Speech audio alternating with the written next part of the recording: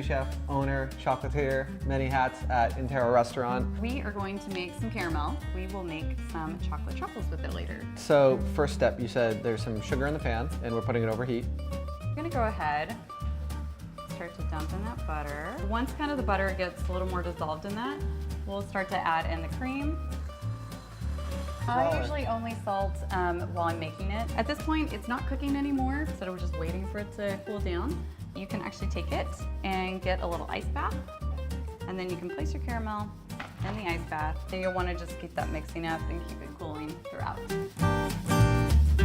We're now on the chocolate phase. So after using this as a double boiler, we took the chocolate up to 119 degrees. You want to take it off of the pot, and then you want to grab a fourth amount of the dark chocolate that you used and go ahead and add that into your heated chocolate.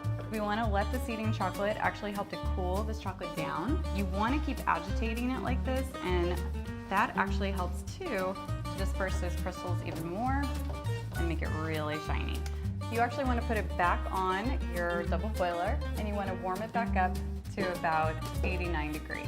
So we're going to basically take a mold and get a really nice big scoop of the chocolate. Okay. You want to take an offset spatula. Kind of wipe that through.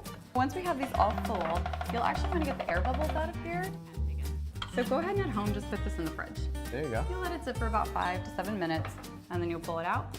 Fill this up with our caramel, and then we are just going to cut the tip off. You want to fill it up to where it's about 3/4 of the way up. So once we're all done filling these, we're going to go and bring it back over, top them off. We'll just set these in the fridge again, and then we'll pop them out. We'll be ready to go. So now we have our finished caramel truffles. Yeah, pretty. They're beautiful.